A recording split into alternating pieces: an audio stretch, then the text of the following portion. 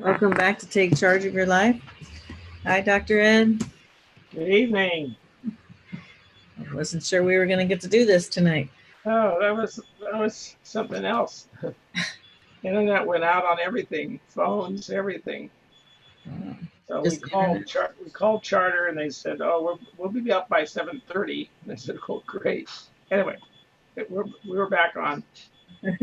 okay. uh, for those who don't know who Dr.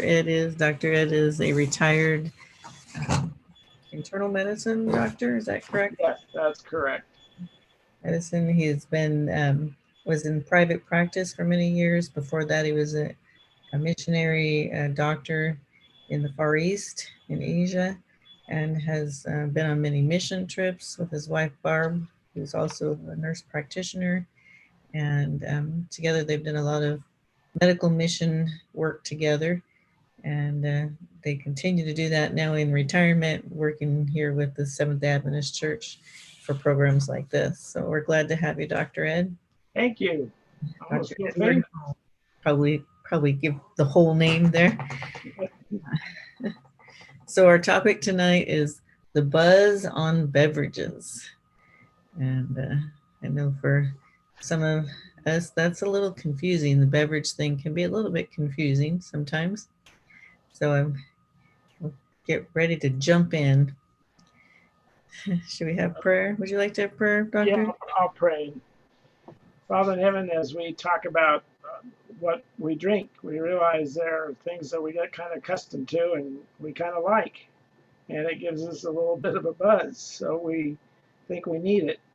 And dear Lord, tonight we're going to learn that there's healthier things to drink, and we're going to learn some of the damaging effects of caffeine and also the amount of sugar that's in these sodas. So, dear Lord, we pray you'll give us grace. Help us as we all work to improve our health. In thy name I pray. Amen.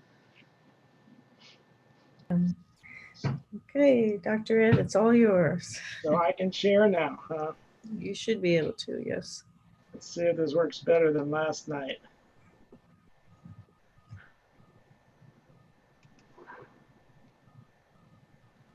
Okay, we're going to go here to the slideshow and start from the current slide. Oops, that's not the current slide. That's the last slide.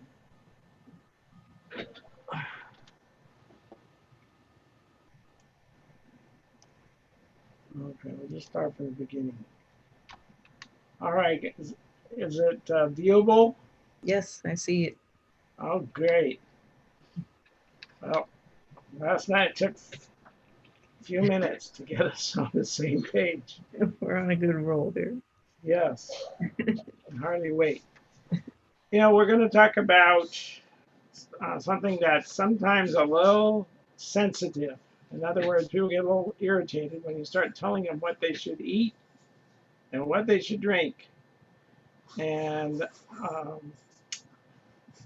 since I retired, I really have not drank coffee at all, but there were times that I felt like I needed it to survive. So I know the difference between having a cup in the morning and not, but I'm not recommending it. And tonight we want to talk about this and some of the reasons why there's healthier things for us to drink. One of the questions is the perk kind of perks you up? Is it worth the price? And we're talking about caffeine. Is it harmless?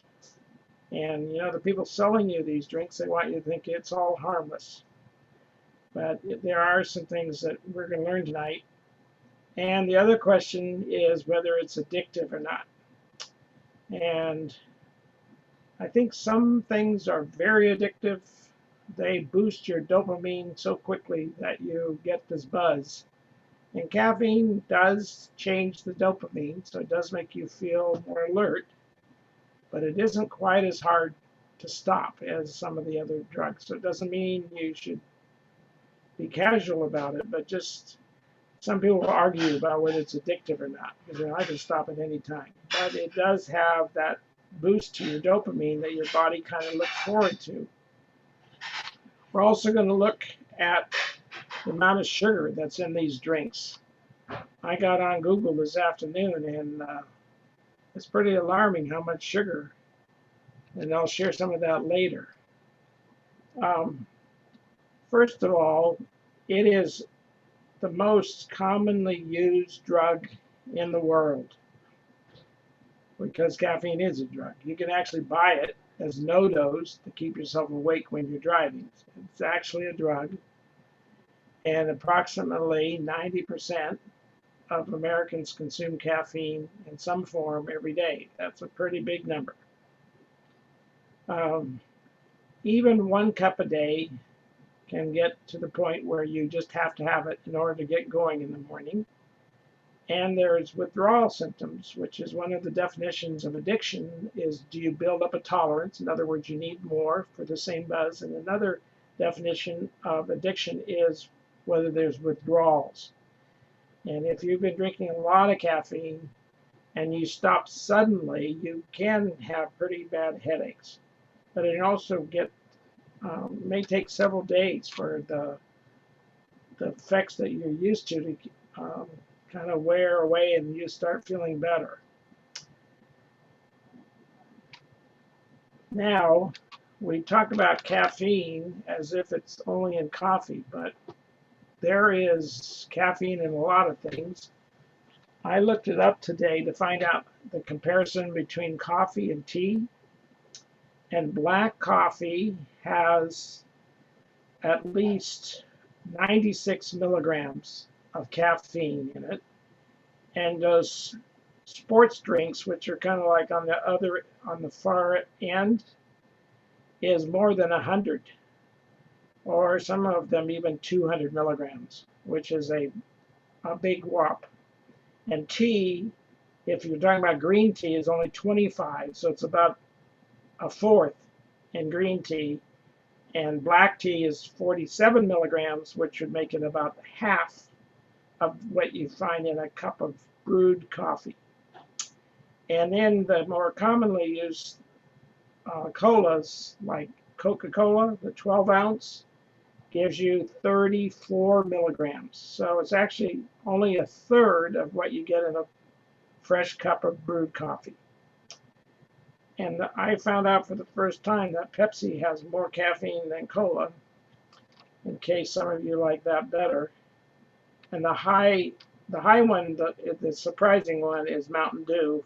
And many of you may realize that has 54 milligrams. So half as much as a cup of black coffee, but 20%, 30% more than your Coke drinks. So anyway, give you some of the ideas where these come from. And I think the teenage group and the middle-aged group have gone into these extra caffeinated drinks. We call these energy drinks, and they also are highly caffeinated. So when you think, well, wouldn't it be nice to try one of those? I suggest that you don't. It's not really going to help you very much. Another source of caffeine is in pills. So some of the diet pills have caffeine in them because it gives you a boost so you don't notice that you're hungry. And they're also in the pills used to keep you awake, keep you alert. Those NoDoz is one of those. And so they have caffeine in it. And I think NoDoz may have 150 milligrams, so it's like more than a cup of black coffee. So there's quite a bit in some of those. And these are not, you don't need to have prescriptions for these. You can get them without prescriptions, which makes them more readily available and easier for some people to abuse. Now the next item is one that some people make jokes about, and that has to do with chocolate, because we all seem to think that chocolate has antioxidants, therefore it must be good for you. Well, the amount of caffeine is a lot less than Coke or coffee. So when I looked it up today, it says that you can get about 2 to 5 milligrams. And I don't know what size chocolate bar you like, but it's quite a bit less. But there is a caffeine-like substance. There is caffeine in chocolate, and it can also make it something that people want to think of as a health food, but actually there's probably better health foods. And the taste of chocolate and the sensation of chocolate, there's nothing quite like it. It melts at body temperature, so it's a perfect temperature for humans. And maybe I'll go get some. No. The bad thing about chocolate is that there's a large amount of sugar and fat mixed with it. So it's not just the caffeine in the chocolate, but most of them are pretty buttery. So one of the things that we should think about is to maybe have healthier desserts or only have them occasionally.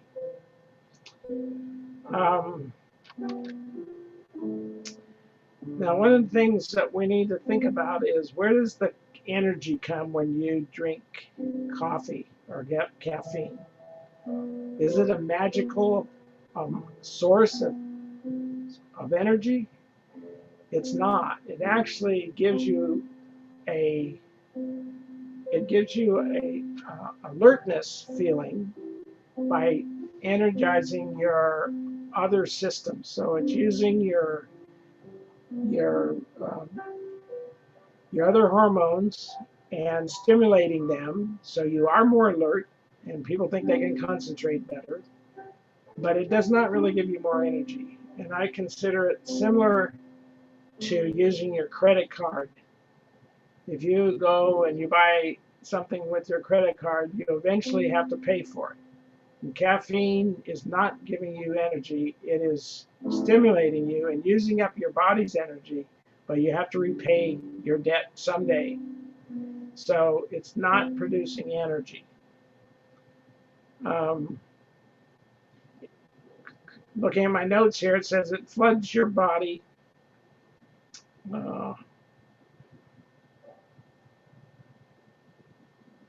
It floods your body with stress hormones that we usually are trying to reduce.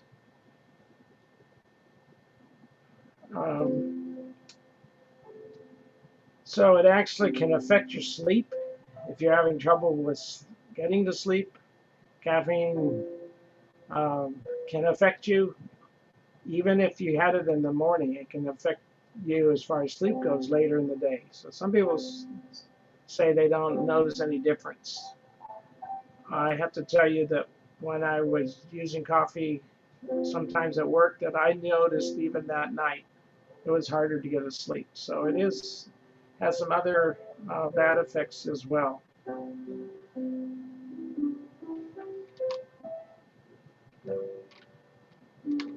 Now, we do use caffeine with some headache medicine, especially migraine. If you look at those that you get over the counter, many of them are a mixture of caffeine and Tylenol, and it does help with the headaches. If you drink coffee regularly and drink caffeinated beverages regularly, and then you stop drinking them, you can have rebound headaches from the caffeine. So it isn't something that you just start taking without thinking about it, because it can become a problem if you're having that many headaches to be taking that much caffeine.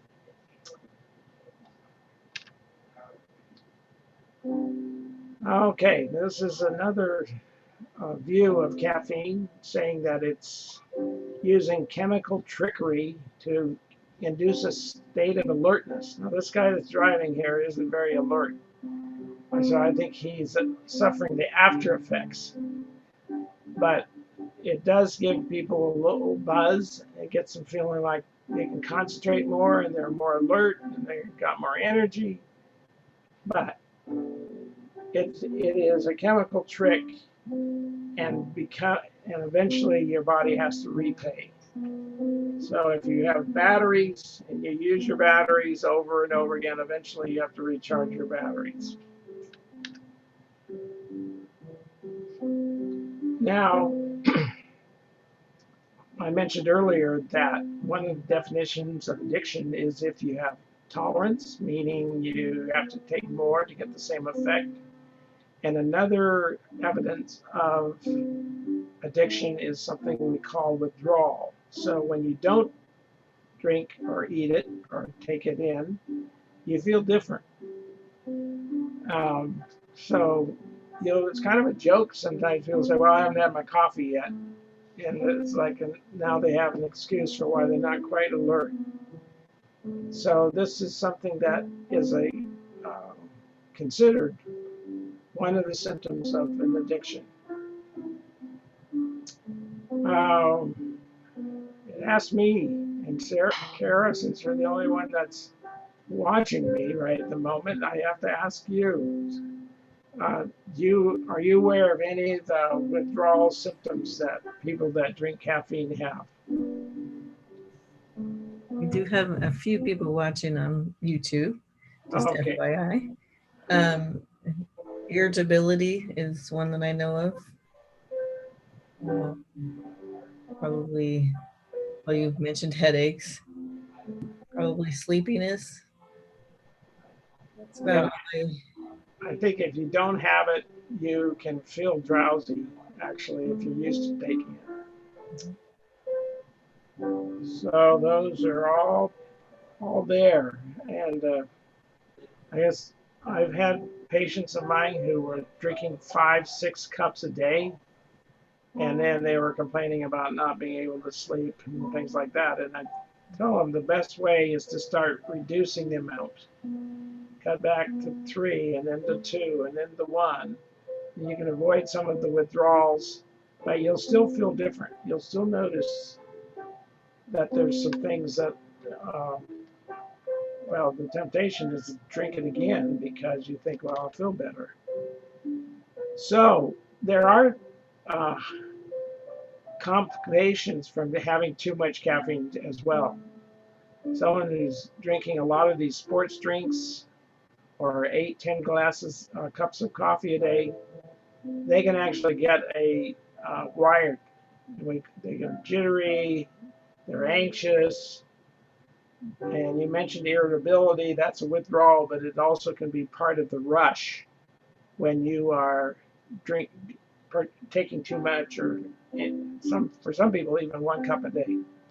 So insomnia and palpitation. Insomnia means difficulty sleeping, and palpitations means your heart just beating irregularly. In fact, frequently, if you're having palpitations, the first thing they'll ask you is, how much coffee are you drinking?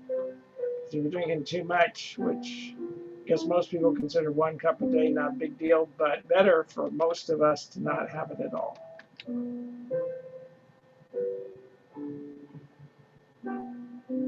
Fortunately, these symptoms don't last forever. And I was mentioning earlier, some of what we consider heavy drugs like heroin and amphetamines, the withdrawal is pretty severe. It can sometimes even be life-threatening. For most people, caffeine is less of a rush, less of a dopamine effect, so therefore withdrawal is less of a problem. But it still can drag you down for a couple of weeks. You notice this guy hasn't shaved. I don't know if that's because he forgot to have his coffee, but at the same time, healing is possible, and you can get restored back to normal energy. So like last night, we were talking about diabetes and hope. This is something you can make improvements with and start feeling better and living a healthier life. What does mania mean? Exactly. Mania is when you're, well, probably the easiest way to explain it is someone that's bipolar. The downside, they're depressed, don't want to get out of bed, don't want to move. Mania is when they're kind of manic. In other words, they're just high-strung, talking all the time, go, go, go. And yeah, they can They can take up all your day just because they're so on top of everything. So mania means you're not being realistic about other people and their needs, and you're more focused on yourself. And we call it hypomania, where you're just a little on the edge. And man, you can go to the point where you actually lose connection and become, you have to be sedated some because you're doing dangerous things like driving too fast and not just talking too much. Thanks for that question. Now, sometimes we're a little afraid of bringing up things, and we wonder if people think we're crazy. But I'll tell you, there's a lot of people struggling with addictions, and the first step is saying, I need help, and I want help, and I'm willing to work on it. There's no magic pill, but there are strategies. So rather than discourage people about this, you do want to let your health provider know if you're at the point where you think you need help. And sometimes even before you need help, it's a good idea to ask them what they think. Now, this is a big problem for our whole country. As we talked about last night, probably half of the nation is pre-diabetic. And unfortunately, that's related to obesity. And in adolescents, young kids, drinking these sugar drinks is leading to a obesity epidemic, and then it's leading to a diabetic epidemic. And it's much harder to lose weight than it is to gain weight. Anybody that's tried to lose weight, it's work.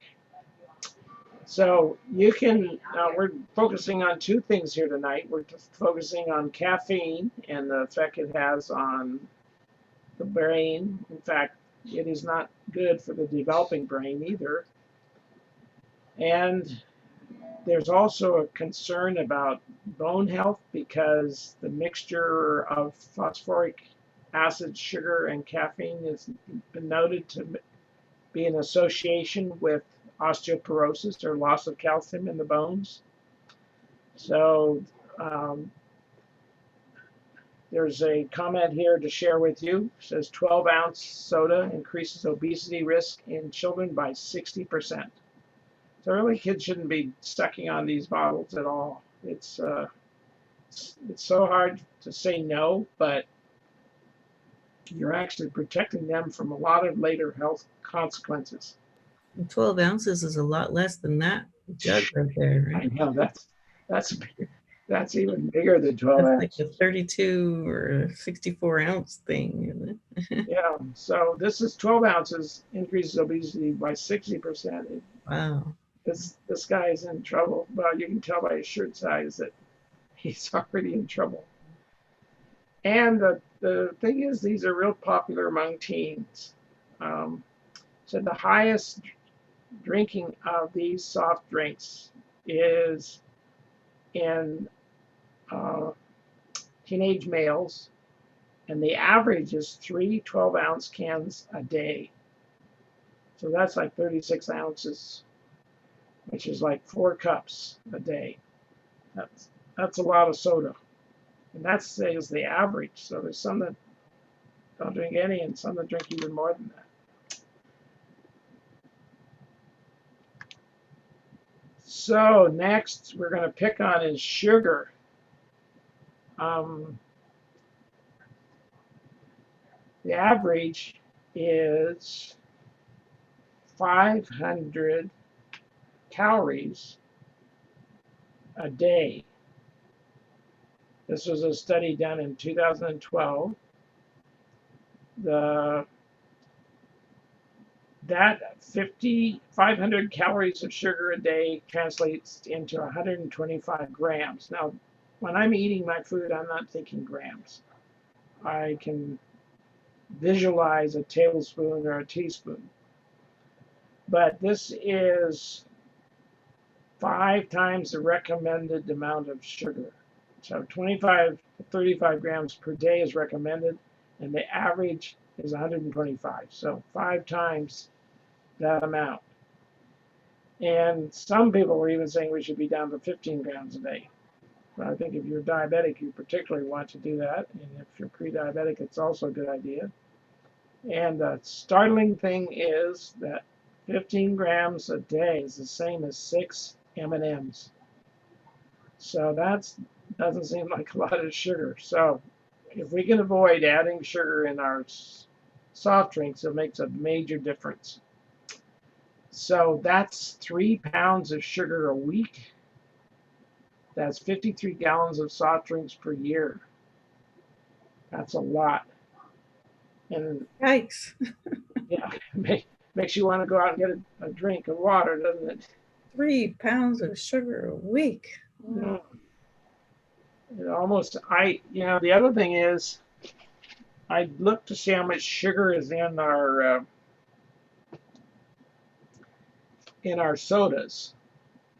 So, I looked up Coke, and a 12-ounce Coke has the same as 10 sugar cubes in it.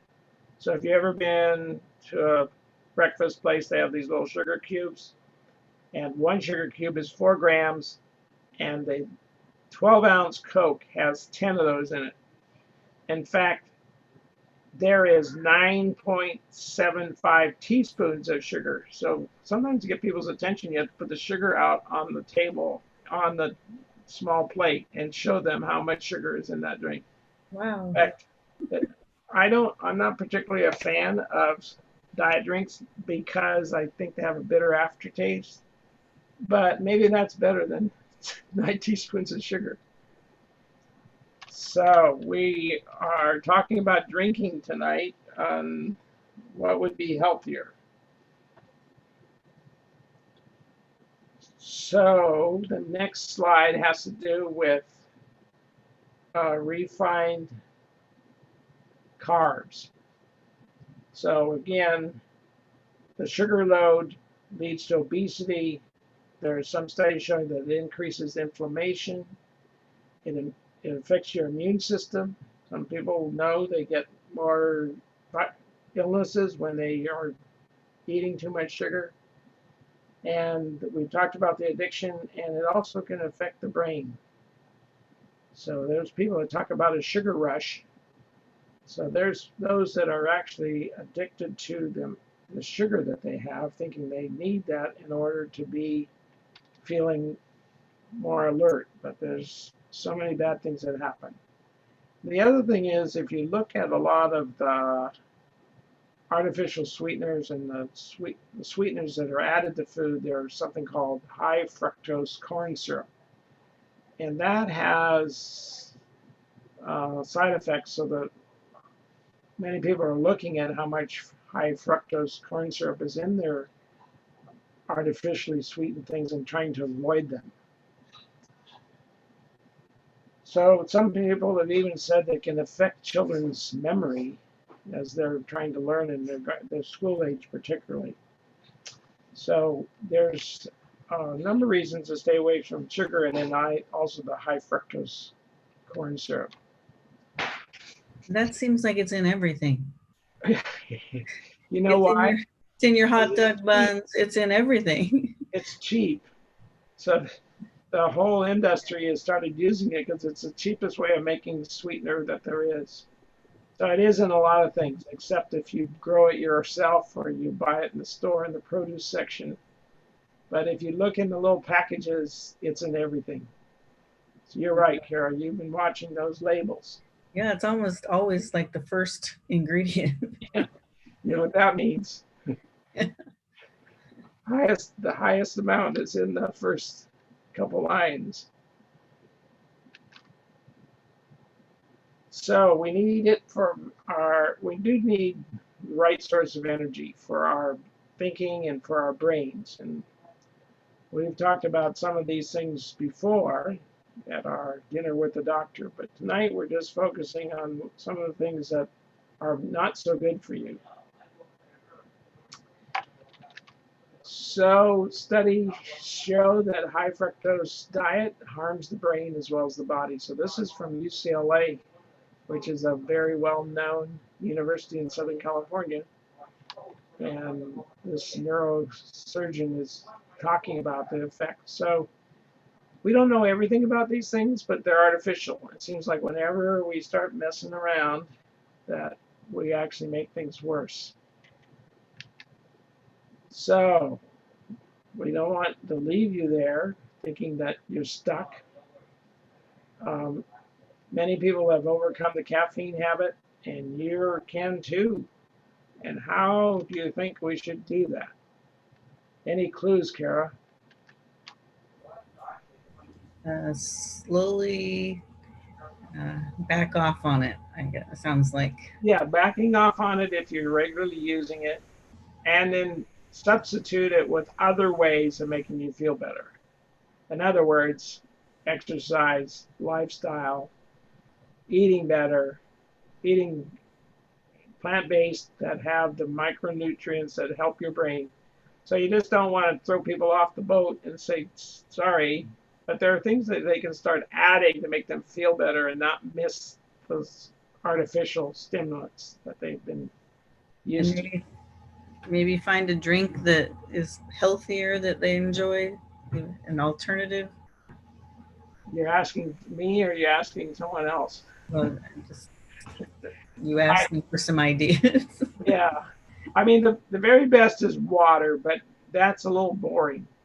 You can do herbal teas and you can make them cool and make a little variety. My wife has been getting these sparkling waters that don't have sugar in them. They give you the little carbonation that's refreshing.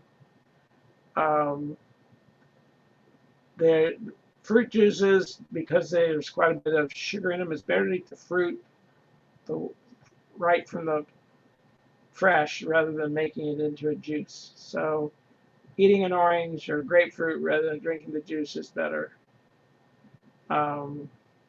There's one of the ideas here is one of these, what they call infusers. And you can actually put fruit in the middle and set them in the water and let them soak out the fruit juice out of them. So my wife got me one. I haven't gotten it out of the wrapper yet.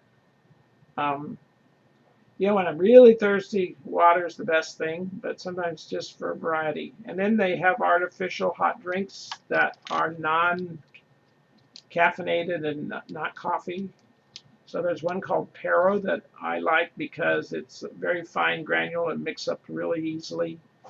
There's another one called Roma.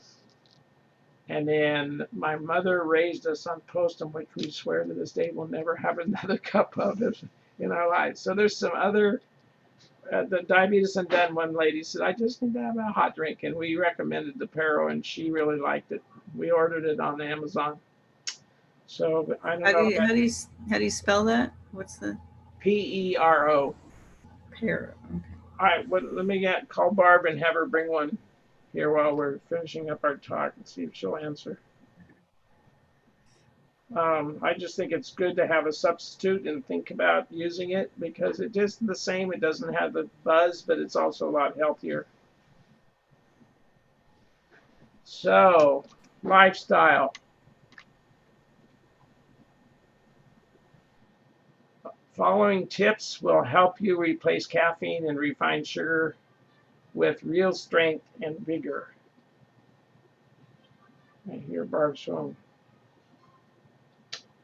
As we take a look at the healing steps to overcome caffeine and sugar addiction, maybe this is a good time to ask yourself, what would my life look like if I made the choice to move away from artificial stimulants and toward healthy choices? What would my health look like? In other words, looking at the future and say, what, instead of feeling sorry for ourselves and what we're missing out on. Barb? Tyler? My grandsons are here. I'm just trying to see if someone will bring me could you bring me the Pero? It's in a thing like this. Ask Grandma. Bring it back. Okay. We're in luck. We need to project what my health would look like if I did things that were better for me. Thank you. So here it is. Oops. You see it there, Kara? Yeah, I do. Yeah, well, it's backwards on the screen, but oh, okay. Well, I don't think you can do anything about that. Anyway, I've gotten to where that I tried 3 different ones for a while, and this is what I've ended up with. So Where do you get that?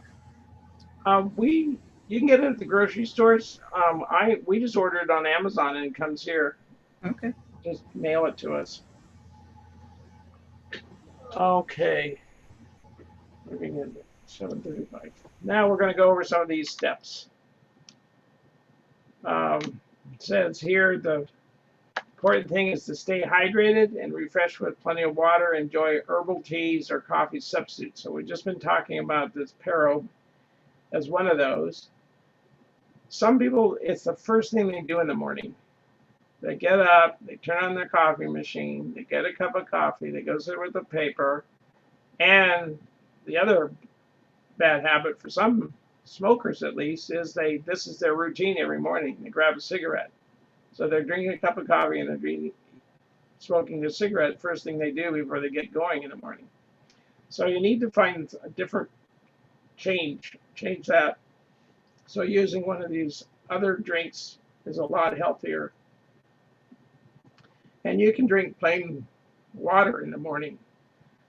I don't know about you. I find lukewarm water first thing in the morning is a little nauseating. I have to start with a glass and a cup and then kind of move up because at first it's kind of a shock.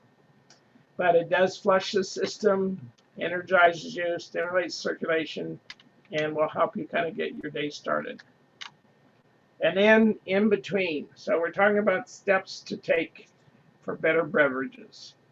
So water between meals. Drinking a lot of water during your meals dilutes your digestive juices and is not very good for your digestion. So it's better not to drink a lot of fluids during your meal, but in between meals, water's always good. The next slide is about number 2. So number 1 is staying hydrated. Number 2 is take time to enjoy nutritious vegetables, fruits, whole grains, and beans. We should be selling beans. I think every time we turn around, they're telling us to add beans to our salads, to our breakfast, to our evening meals. So it is a healthy way of improving your nutrition so that you don't miss the caffeine. And the other thing is color.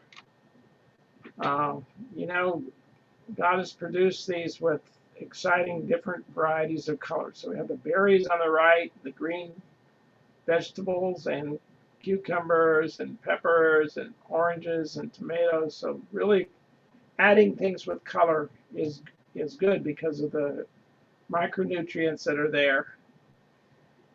I'm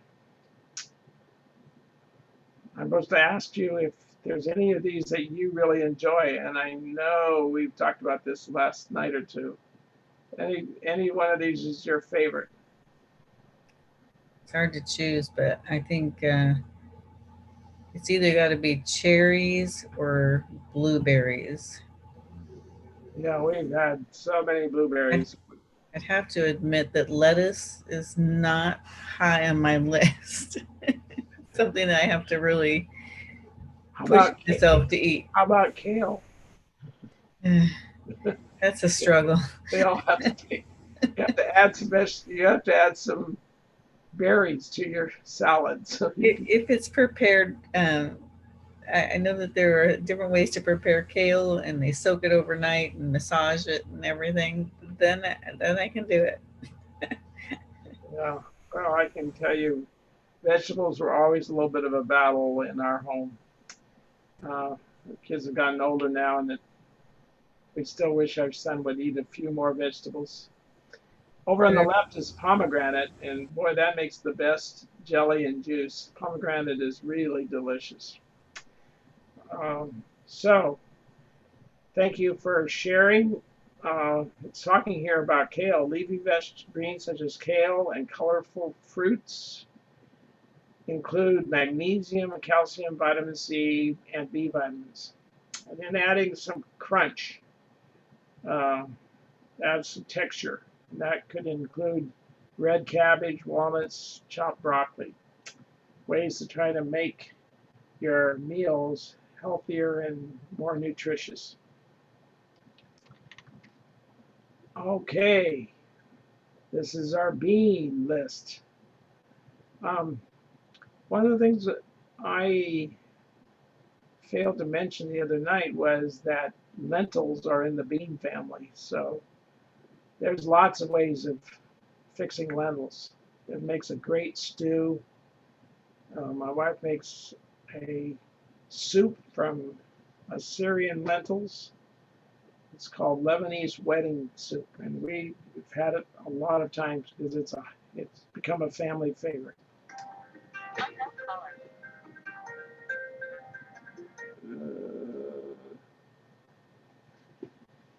So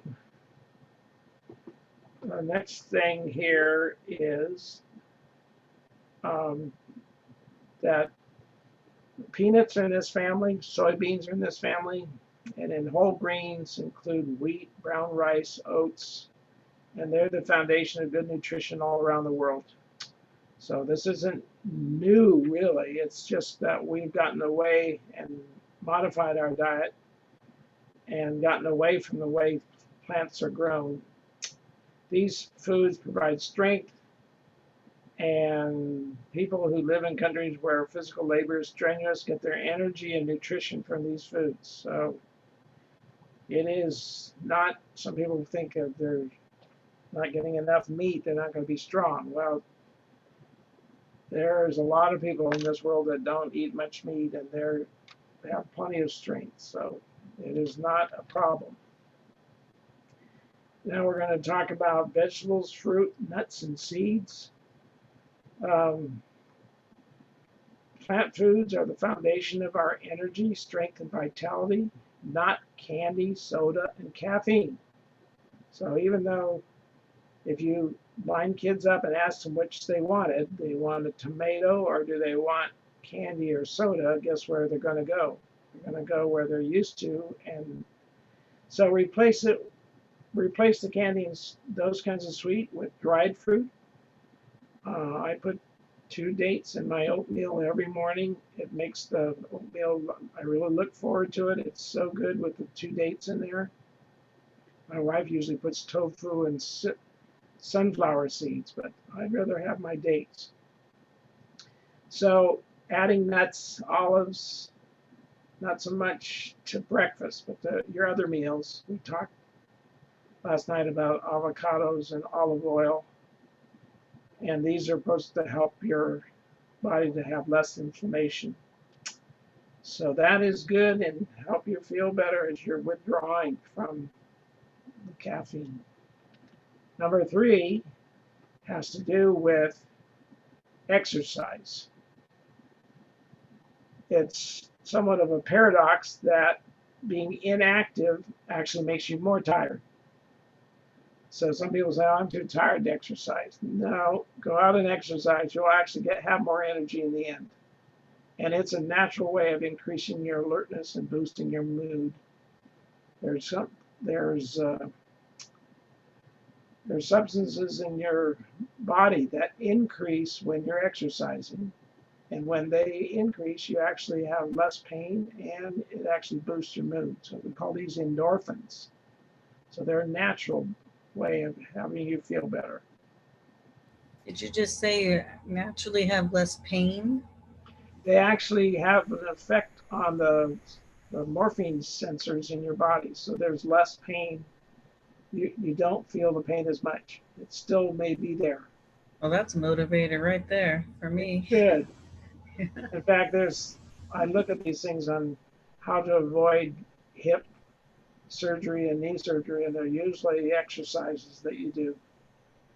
So you don't want to jump up and down on your bad knees, but walking is not going to harm you. Okay. People are always looking for the next sports drink, energy bar, or cup of coffee that will give them the extra edge to get through the day. But maybe that lacing up your tennis shoes and getting out and doing some physical activity every morning can provide the spark of energy that you're really looking forward to. So this is a way to kind of substitute and make an improvement so that you're not missing that caffeinated morning drink. Now we have someone that's on our side, and God understands our need for energy and cheerfulness and strength. He has put things in our food to help with that and does want us to be active. It does take time and perseverance to recover lost ground and form healthy habits. And God will be there with us and for us. This text is from Isaiah 40, verse 29. He gives power to the weary. So, we think of these texts as promises. He gives power to the weary, and to him with no vigor, he increases his strength. So we don't want to just sit in our easy chairs and push the remote buttons. We need to get out and do things, but he also promises to give us strength. So that is the end of the slides tonight. Any things that were a surprise or you want to put in practice?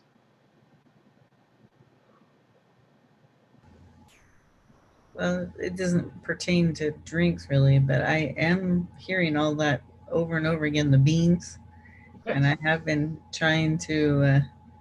um, trying to implement more beans. Good friends of ours just got back from 2 weeks at Weimar, and that was one of the things they told us. They've added beans to their breakfast now, so they're having beans more often. So it is not terribly expensive, and if you put them in a magic pot or a slow cooker, you can have them ready, and they can be reheated and used again.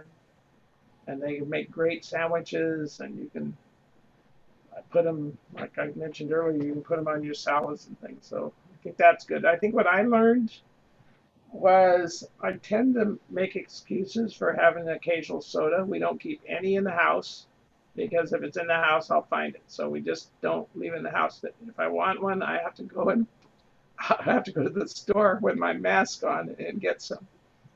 And I realize that even though it's like once a month or so that I do that, it's really not a good source of fluids. I need to just say goodbye to the sodas. And then finding other variety to make your drinks interesting. Tonight here, I just have my Camelback water jug. Because if you have water nearby, you're more likely to take a drink, and then you're less thirsty, and sometimes it even wards off your appetite, so you don't feel as hungry. I think we might get some of that Pero. That sounds interesting. Yeah, I'm really happy to share it with you. It's I just put 2 teaspoons in a 12-ounce, pour in the hot water. It mixes really fast, and we use soy milk to kind of give it a little bit of a milk rather than cream. And it tastes like coffee. I wouldn't say it tastes like coffee. It's a warm drink. Okay. It looks brown, but I don't want to do any false advertising. Okay, I gotcha. Okay. All right. Well, thank you, Dr. Ed. We will be taking a tomorrow night, and we'll be back on Thursday night with exercise that goes to your head. So that'll get us motivated to get out and move our bodies. More likely, I probably want to go for a walk after that. Tonight. Yeah. And then Friday night we'll be back again for our final episode, and that'll be Finding Peace in Your Crazy Busy World. And that I think we can all use. Even though we're all in sort of quarantine, it's still managing to find plenty to do and be busy. So we close the evening with prayer. Dear Heavenly Father, we thank you for being with us tonight. Thank you that we have people who have done the research that can tell us what is healthier for us and help us to make wise choices when we look at the beverage stand. In your name, amen. Good night. See you on Thursday.